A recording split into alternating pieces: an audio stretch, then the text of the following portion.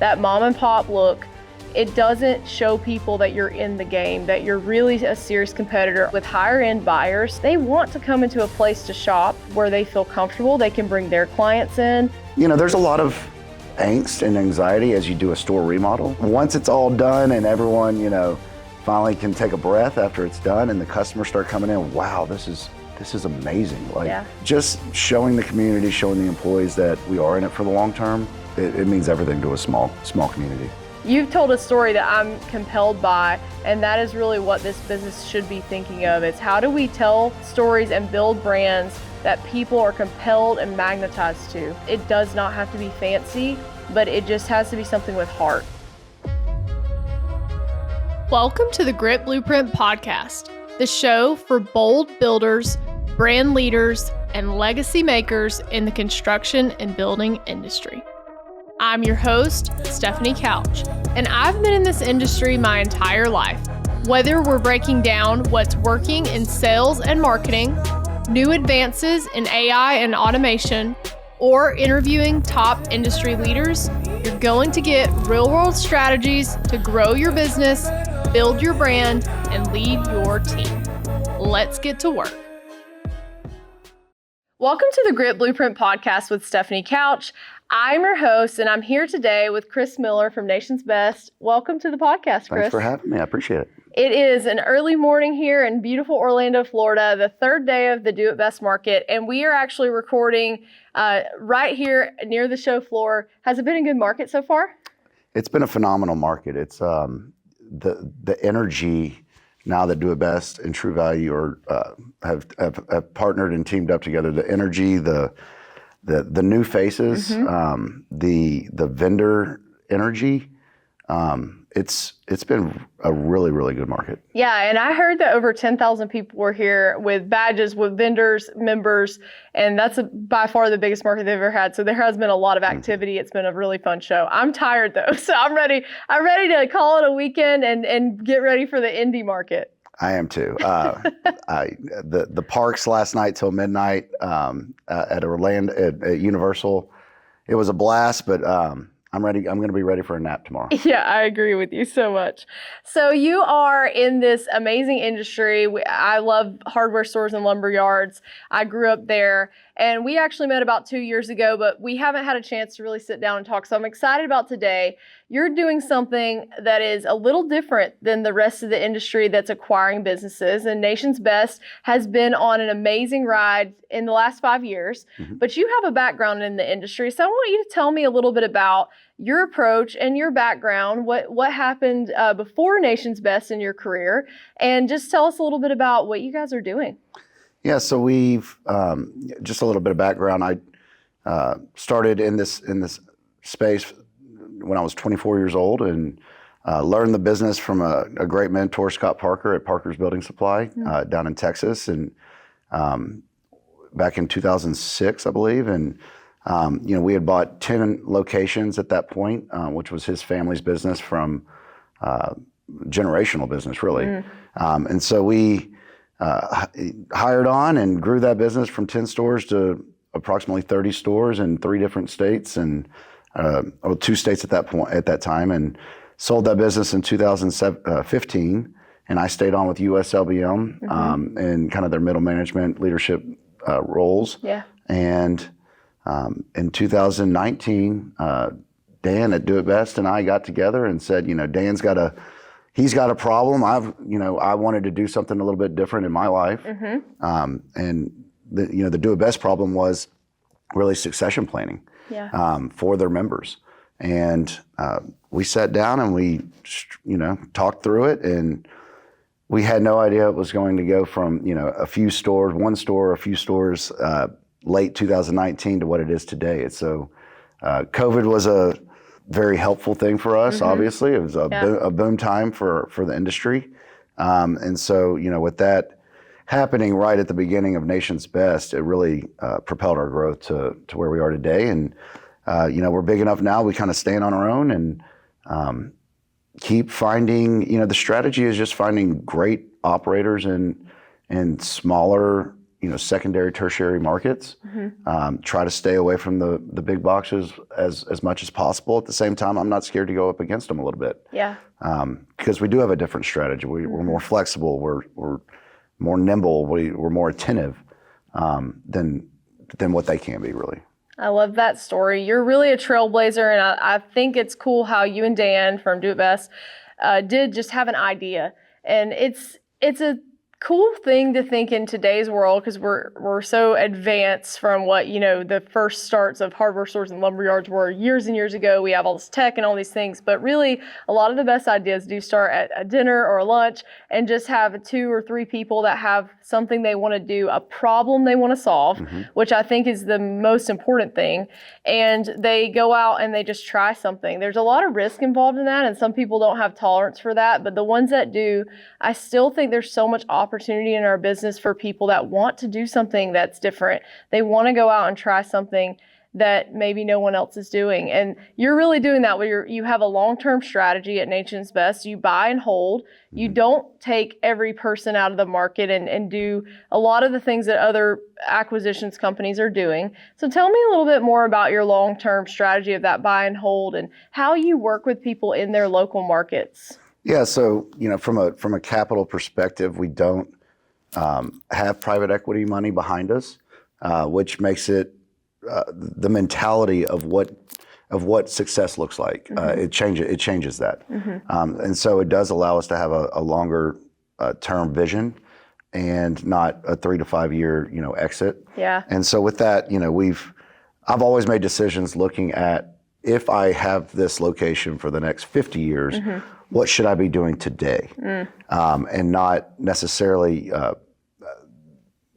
not investing back into that business. So, all of our locations that we buy, we do have some retail 101 things that we know. We do have a playbook for each one of those locations. At the same time, we do know what works in retail from a store, look, feel. And so for each one of the acquisitions, we do, it may not be the next day, but very quickly go in, spend the money to modernize the store. And that's everything from, the old tile floors that are all, that are half of them are missing, to the lighting, to, the paint center, the color bar, the Do It Best, offers, the signage, some things like that to really make the store look like they are professional, they're big players, because the more professional they look, people's perception is they have to be competitive on price. Absolutely. Instead of the old mom and pop feel that, they're probably expensive, but, it's down the street. Yeah. We still love our convenience factor, because that's, what sets us apart, that in our service, but we do want to look like we're in the business. And so we spend a lot of money, CapEx on those stores, which some other consolidators, private equity, they may push a pause on that because it just doesn't pencil for them the same way. Yeah, they're thinking about, like you said, 3 to 5 years, and that's over the span of that short of a time horizon. It doesn't probably come out on the return a lot of times. I think it's really cool to say the stats on what you guys have done. So you started 5 years ago, 2019, right? 18 states, 64 stores. Is that still correct? That is still correct. Okay. We've got a couple on the horizon that we have letter of intents on that here over the next 3 months, we should be closing on 4 to 6 more stores. Wow. It's but the speed of growth, from 2020 to 23, it was just phenomenal. I mean, and now, we are now kind of saying, okay, let's look ourselves in the mirror. Let's maybe slow down that growth on the acquisition side. At the same time, let's really focus on the business. Yeah. And how are we making these businesses better? And so that's really been a big push for ours the last 4 to 6 months. Yeah, that's amazing. You guys are doing that branding up front, and I want to just hit on that because it's something I feel like I think about my dad's store. He didn't actually own the property, so we were a little limited to what we could do. Mm-hmm. But there are a lot of things now that I am kind of a marketing and branding person, and I see these things so clearly. And I do think perception is reality for people. Like you said, that mom and pop look, it doesn't show people that you're in the game, that you're really a serious competitor. Also, if you think about aesthetically with higher end buyers, so some of these very high end interior design type people, they want to come into a place to shop that is made where they feel comfortable. They can bring their clients in.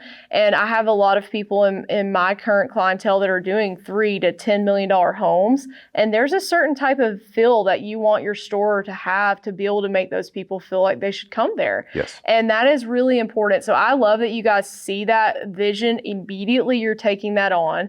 And you mentioned the old tiles. Like I can see that in my mind when you walk in that store, there's dust everywhere. The aisles are cluttered. And I think about some of the other, I won't name the retail chains, but some of the other lower end stores where there's stuff all in the aisles and you can't walk through. And it's not a good shopping experience. Right. That customer experience is not great. So I love that you're really thinking about from day one, how do we optimize that? And I can't imagine what you're seeing on the buyer experience side, the feedback that you guys get after you do that in a store. Can you talk to me a little bit about that? Like you buy this thing, you do all this work. What do the customers say? And what do the employees say too? Because it's a better environment for them. Yeah, it's really about the employees that where it all stems from, because if the employees are bought in, they're happy at the end of it, that will exude to their customer relationships and their service. So, there's a lot of angst and anxiety as you do a store remodel. Yeah. I mean, you're moving things around. A lot of work. Using the gondola train to move aisles, and customers are coming in looking. They always took a right to go find that widget, and now it's over here on the left, and so it is disruptive. But we try to do it in a very expedited time frame. Between 2 to 4 weeks, and we're in and out and done. So it's a lot of pre-planning. If there's construction, if we're tearing out an office, if we're doing a million different things, but a lot of project management on the front end to make sure that runs smoothly. But it's all about the buy-in, right? So it's not like corporate, and we don't even call ourselves that. We call ourselves the support center, but it's not the support center coming in and doing a store remodel for you. It is, you are either the manager of the store or the previous owner who is still with us, because in most cases the previous owners still work with us. And getting them really bought in. They're already excited because they're seeing immediately that the person that they sold their business to is immediately putting money into it. And so it's kind of putting money where our mouth is, because we talk about it a lot.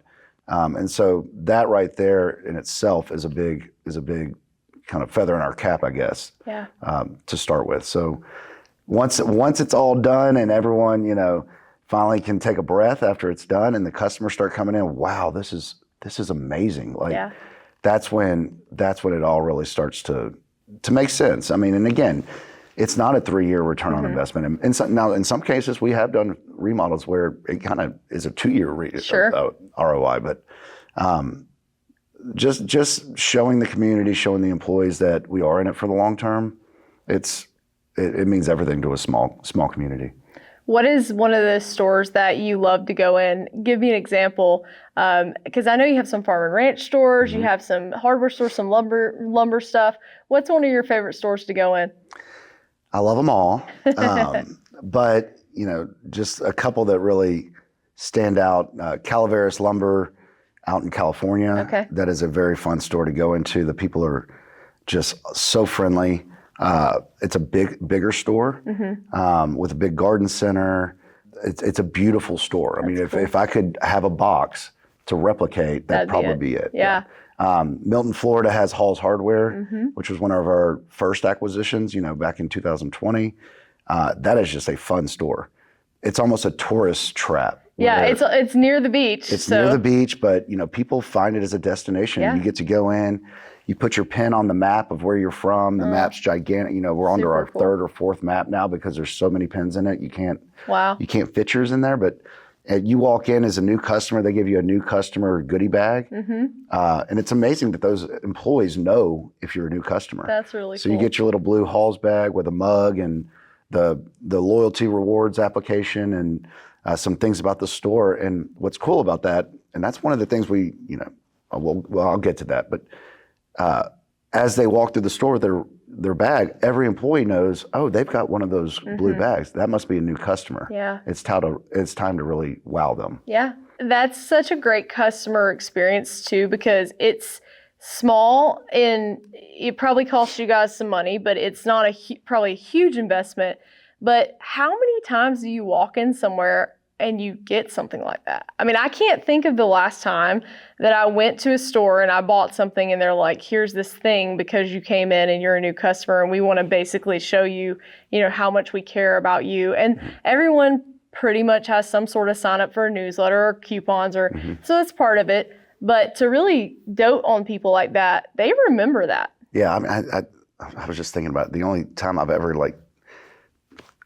I walk into the mall to buy, cologne or something. You go into one of these shopping centers, and they spray you with your cologne, and you actually think I just won. I got a free spray. Yeah, it's but very rare. to actually get a bag with 4 or 5 different promo items that they can take home and use around their house, it's much more impactful. Yeah, and people should be thinking outside of the box like that. I think as a generation, we think about all this tech savvy, emails, social media, all that, and it's important. I mean, I think you have to do all of it, but there's something about giving something in your hand, even direct mail or sending someone a handwritten note, something special about that, because number one, you took time and not everyone else is doing it. So you kind of found some magic there. I love that story. If I'm ever in Milton, Florida or in California, I'm going to go check out these stores, because see, now you've told a story that I'm compelled by, and that is really what this business should be thinking of. Is how do we tell stories and build brands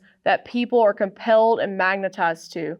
And it does not have to be fancy, but it just has to be something with heart. Yep. And I think going back to your allowing and asking the owners that were there a lot of times to stay, when I see these businesses come in and they are on a 3 to 5 year trajectory, it's influx of capital in certain areas only, and it's hockey stick growth, they take out the heart. And what people are compelled by is that heart and soul of the business. And those people that have been there for 50 years or 30 years are that pulse of the business a lot of times. Tell me a little bit about how your people, because I know you've done a lot of work on employees, and you have a young team of talent, and you're really going out and you're trying to get top talent, especially that's younger. How do you do that? Because it's hard to get amazing young people to want to come to our business, and you're doing very well with it. How do you do that?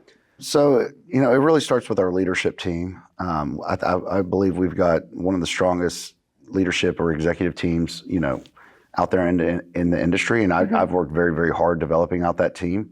And it really starts with culture.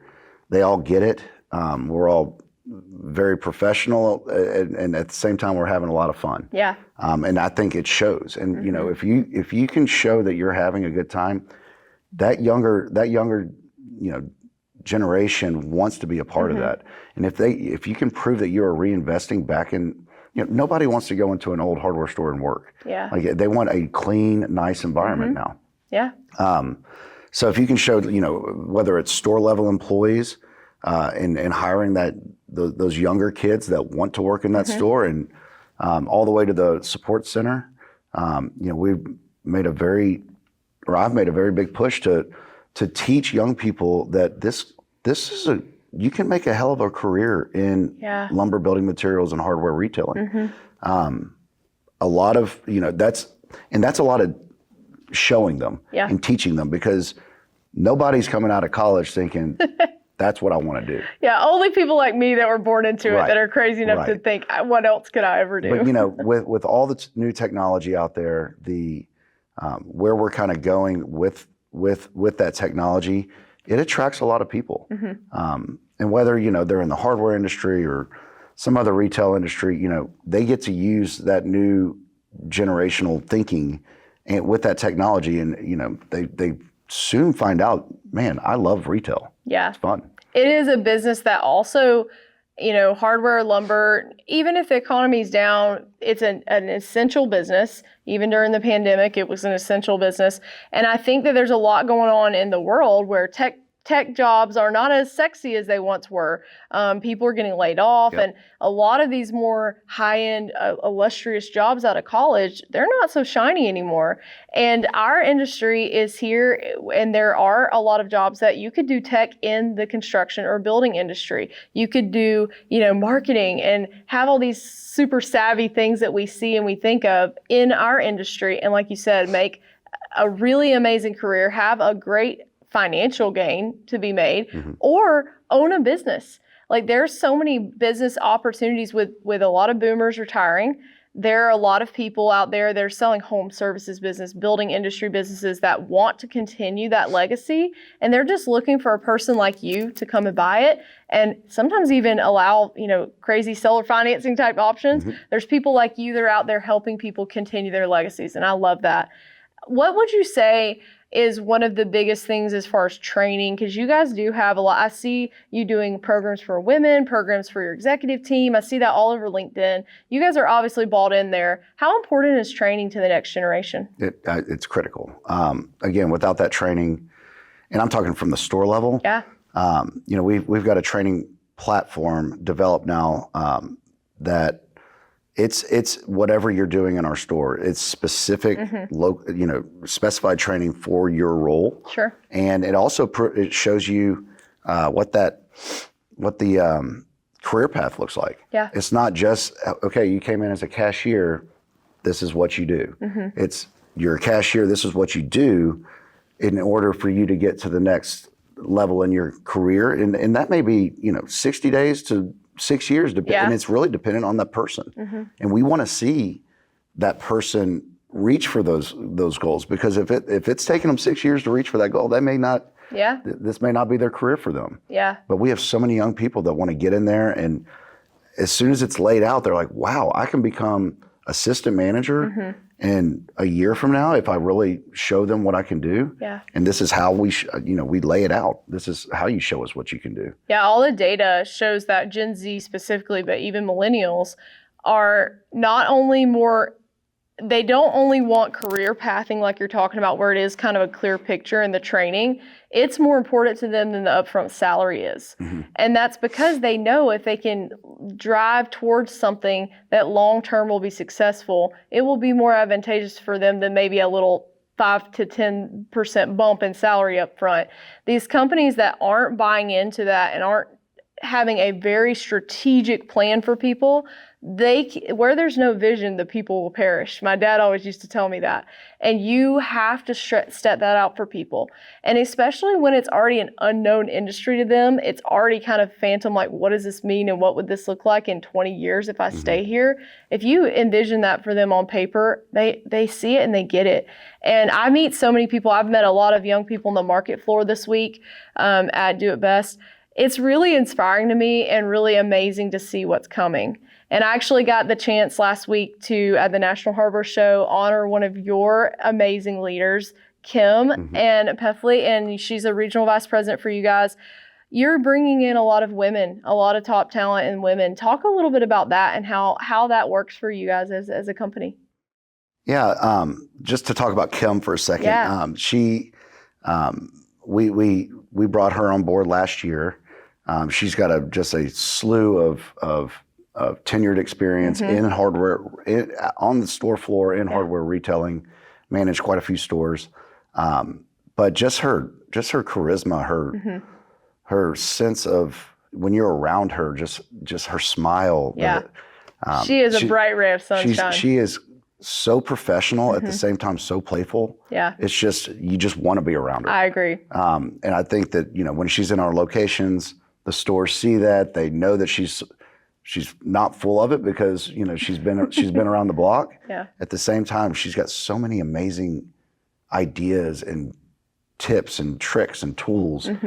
I've learned a ton from her already. That's awesome. But yeah, when it comes to women in the industry, we do host our annual women's conference, where the vendor community gets involved. All of our top and aspiring women in our business come, and that it's not a marketing ploy, because they really get a lot out of that. At the same time, people see that and see the investment in trying to acquire that top talent. And, women are top talent at the end of the day. At the same time, we want more women in our stores. Yeah. Period. The share of wallet is far greater with them than men. I agree. And so, how do we tap into knowing what that demographic wants? And that's to hire the same demographic, honestly. Yeah, and I think it's really just about seeing the perspective of something that is a little different than maybe what always has been as a competitive advantage. And I also would say to women in the industry, and Kim's a great example of this, is that being a woman in this industry is actually a competitive advantage for women, because there is so much opportunity for you to come in and do things a little differently, and it is something that people are looking for. And not every single company maybe feels that way, but a lot of them do. And there's also just so many supportive men like you that have helped me over my career. I'm sure she would say the same thing. And so it's about reframing how we look at things as this is not there's only 10% women in the construction industry. It's there's only 10% women in the construction industry. How can I make this something that I can go and just thrive in? So I love that you're doing that. And I think that talent of next generation is the thing that keeps most owners up at night, is how do I fill my store with amazing people? How do I build this business when those people retire? Because it's coming. There's a huge wave coming in the next 5 years. And I believe it's going to be probably the biggest retirement of people running the businesses. So it's an opportunity for a lot of us to really capitalize on. And I love that you're doing that. I want to shift a little bit to tech. So technology is something I love to talk about. I spoke here about AI, a lot of great questions. People are super curious, but it's not just AI. There's a lot of automations and even something like an ERP system that a lot of our companies in this industry don't still have. Tell me a little bit about how Nation's Best is leveraging technology and growing your business with technology. Yeah, I'm a firm believer that if you're not utilizing all the technology out there that's available, you're behind. So when it comes to the ERP system, we quickly, after an acquisition, do the work, do the grind, and get them converted onto our Epicor platform that we're on. So currently all 64 locations are on the same server. And honestly, if you're not doing that or trying to do that as fast as possible, it's very, very hard to run the business proactively instead of reactively. And so that's kind of first and foremost. After that, we are utilizing technology in just a million different ways, but AI is a term that, is obviously very trendy, maybe a little overhyped, but still relevant. And we are utilizing AI in various aspects of the business, whether it's from our marketing, really identifying and through our rewards data, that customer's buying this today, next month, they'll most likely need this for that project, or and AI is scouring, the web and identifying that when someone buys this, most likely this is their next point of purchase. And so we're using that for target marketing and other things like that. We have not implemented, AI pricing yet. That's kind of the next wave that I see coming. And you need to have electronic bin labels for that. But at the same time, it's out there identifying that your quantity on hand just went from 10 to 2. It's looking out in the market at what other quantity, you can actually charge 10 more cents for this right now. Or less if it's conversely. So blueprint takeoffs. I just actually did a demo yesterday of, we're going to be revamping our entire web presence and our online presence, where, the next gen builder does not necessarily want, like, our mom and dad, used to come in the lumberyard. Hey, come on in at 7 o'clock, come have coffee with me, and we'll get your order, written up and taken care of. And with the ruler with the quarter inches, and my dad had plans all over his desk. Correct. It's like a chaotic mess of plans. So I mean, I'm actually looking at things right now where, someone sends in a material list, emails a material list with, and a lot of times it's chicken scratch, as you know.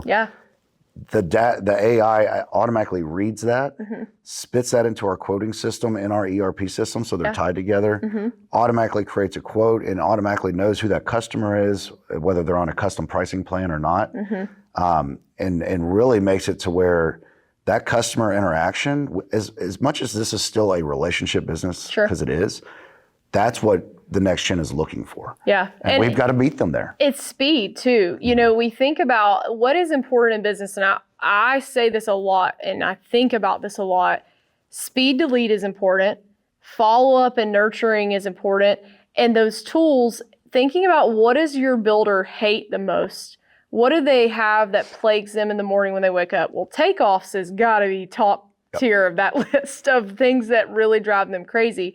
And so then that customer on the homeowner side might call and say, you know, Chris, I know you priced this already 4 different ways, but could you possibly price this window and door package a 17th way? Right. And so that right there allows you to, with the click of a button, kind of change some things.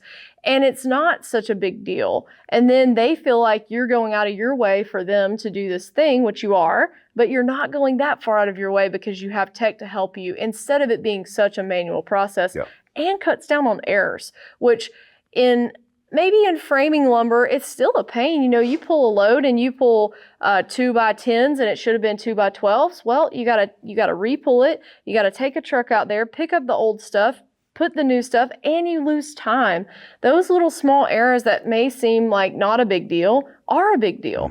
And so you guys have opportunities now. I mean, the tech that's coming out, it's just every day there's something new that comes out and I'm like, wow, that is going to change something that I've been hearing them complain about for 30 years. I think of my dad's voice when I hear the word takeoffs, his least favorite thing in our lumberyard. And it also was only something that 1 or 2 people could do. Now you can take a 20-year-old out of college, teach them how to use this software, and they don't have to know how to stick frame a roof that's crazy complicated. That software helps them do it. So it's amazing that you're already that far into this, using and thinking about that. How do you evaluate though? Because there are so many softwares, there's so many things coming out. How do you know what is just a cool thing that maybe one day you'll think of versus what you need to do today in your business? Yeah, so I've definitely seen with some of the bigger, they'll adopt every piece of software, use about a quarter of it. Sure. Pay a fortune for the rest of it. And, that's what we're trying to not do. Yeah. There are so many things out there, like you're saying, whether it's, there's just a lot. So it's just being intentional and making sure, and then also finding the companies that can package it all together. Sure. Can they not only do our web presence, online quoting, blueprint, AI reading takeoffs to where, it's learning that, okay, the last time I did this takeoff in this region, I put spruce instead of yellow pine, and the salesman had to go in there and fix it. It knows next time in that region that that's most likely the species of lumber. Yeah. But if you can find a company that actually puts it all together, that's really where the magic happens, because then it all starts talking to each other, and then all of a sudden it's tied into your trucking GPS system, and so and I've got a very strong IT team and kind of business analytics guy that helps identify, hey, that's really cool, bell and whistle, but it's trash, or so it's not me just making all those decisions for sure. Yeah, and that's the thing, is having those specialists that do read all the news that's coming out and understand everything. And like you said, something can look really shiny from the front end, and then if it doesn't talk to your ERP or it won't API into something, it almost doesn't matter how cool it is on the front end, because if you have to do it manually to talk to each other, it doesn't matter. Yeah. Right. Well, you've got so many amazing things on the horizon. What is most exciting to you? I want to just close out with that question. What gets you up in the morning? You're like, man, this is really awesome. I cannot wait to go do these things. So I think Nation's Best has kind of settled into a niche on where we fit in the industry. We're not going after currently, the $500 million businesses out there, where some of our, competition, that is their sweet spot. Because they're trying to get as big as fast as possible. Sure. We have limited competition really in the marketplace for the stores we're looking at, which are, a well-run, whether, it's a hardware store doing $3 million or it's a lumberyard, home center doing 10 to 20 million. That's kind of our sweet spot. Sure. And so that's what gets me excited, just seeing how fragmented the industry is with those particular set of stores that I'm Sure. talking about, and how, you know, there's not too many people trying to consolidate those up. And that's not what we are. We're not, I mean, I don't look at us as just a big consolidator, even though that's kind of what we're doing. I look at us as, you know, we're growing a business. We are maintaining in legacies. I always say we're honoring the past, energized for the future. Yeah. And I think it's just a great industry. I think it's wonderful people in it. You know, once you're in this industry, you're kind of stuck and you know everybody, and it's a big family around the country. It is. So that's what keeps me energized.